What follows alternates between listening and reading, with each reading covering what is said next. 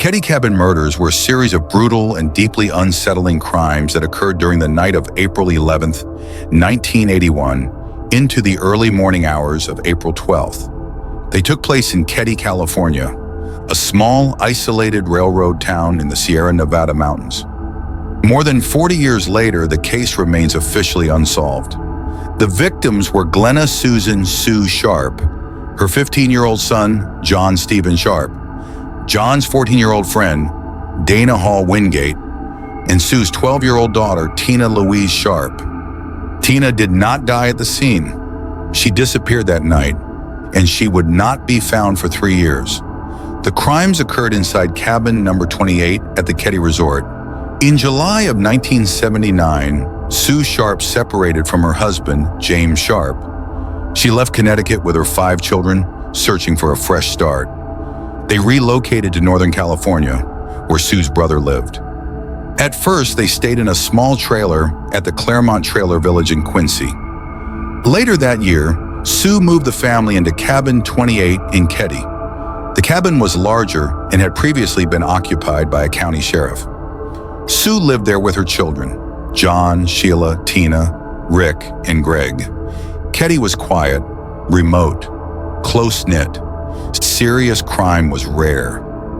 Nothing about the town suggested what was coming. On the morning of April 11th, Sue Sharp drove with her daughter Sheila and her youngest son Greg. They were coming from the home of friends, the Meeks family. They were heading to Gansner Field in Quincy to pick up Rick, who was attending baseball tryouts. While driving through the canyon road between Quincy and Keddie, they saw 2 boys hitchhiking. It was John Sharp and his friend Dana Wingate. Sue picked them up and drove them toward Keddie, dropping them off about 6 miles away. Later that afternoon, around 3:30 p.m., John and Dana hitchhiked back into Quincy. Witnesses later reported seeing the 2 boys downtown that evening, possibly visiting friends. As night approached, plans were made. Small decisions, ordinary choices, none of them knowing what would follow. And that night, Sheila Sharp planned to sleep at the neighboring cabin, number 27, where the Seabolt family lived. She left cabin 28 shortly after 8 p.m. Tina Sharp had also been at the Seabolt's cabin watching television. At around 9:30 p.m., she asked what time it was, then walked back home to cabin 28. Sue Sharp stayed behind with her 2 youngest sons, Rick and Greg, and their friend Justin Smart, who was spending the night. That was the last confirmed time Tina Sharp was seen alive. At around 10 a.m. on the morning of April 12th, Sheila returned home. Inside the living room, she found the bodies. Her mother, Sue, her brother, John, and Dana Wingate. All 3 were in the same room. Rick, Greg, and Justin Smart were found asleep in a nearby bedroom. They were physically unharmed. Tina was gone. Panicked, Sheila ran back to the Seabolt's cabin for help. An adult neighbor later entered cabin 28 through the back door to check for survivors. He later admitted this may have disturbed evidence before police arrived. Investigators determined that all 3 murders occurred in the living room. Weapons were found inside the cabin, knives and a hammer. There were no signs of forced entry, no broken locks, no alarms. Nothing appeared stolen. The lack of forced access suggested the attacker was either known to the victims or allowed inside. Tina's absence changed everything. This was no longer just a homicide case. It was now a missing child investigation. Neighbors reported hearing nothing unusual during the night. However, a couple living in cabin 16 later said they were awakened around 1:15 a.m. by sounds resembling muffled screaming. Several witnesses reported seeing a green van parked near cabin 28 around 9 p.m. that night. Justin Smart gave conflicting statements.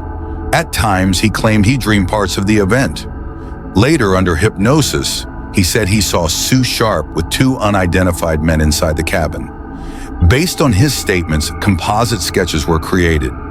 2 men in their late 20s to early 30s, gold-framed sunglasses, one taller with lighter hair, the other shorter with dark, slicked hair.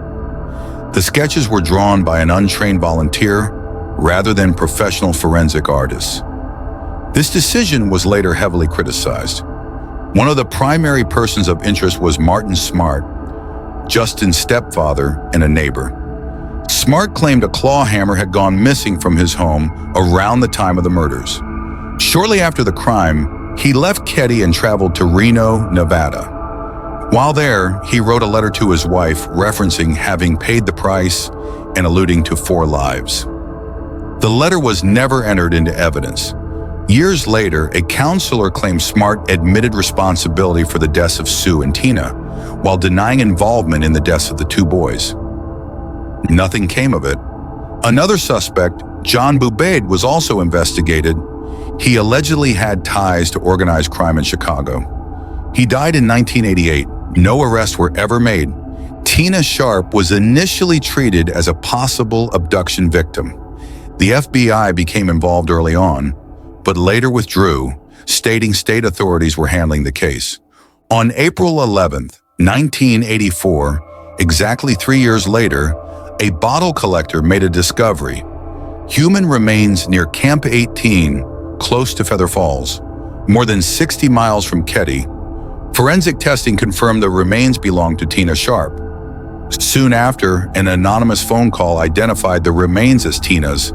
The call was never properly documented. Years later, a recording of it was found inside an evidence box. The cabin was demolished in 2004. In 2016, investigators recovered a hammer from a nearby pond that matched the description of the one Smart claimed to have lost. Authorities said it appeared to have been placed there intentionally. In 2018, DNA recovered from tape used at the crime scene matched a known living individual. No charges followed. More than 40 years later, the Kedie Cabin murders remain unsolved. A family seeking a new beginning was destroyed. A child vanished and was found years later far from home. A crime scene filled with clues was mishandled from the start. Some believe the truth was lost through negligence. Others believe it was deliberately ignored. Whatever happened inside Cabin 28 that night has never been fully explained, and the silence surrounding it remains just as unsettling as the crime itself.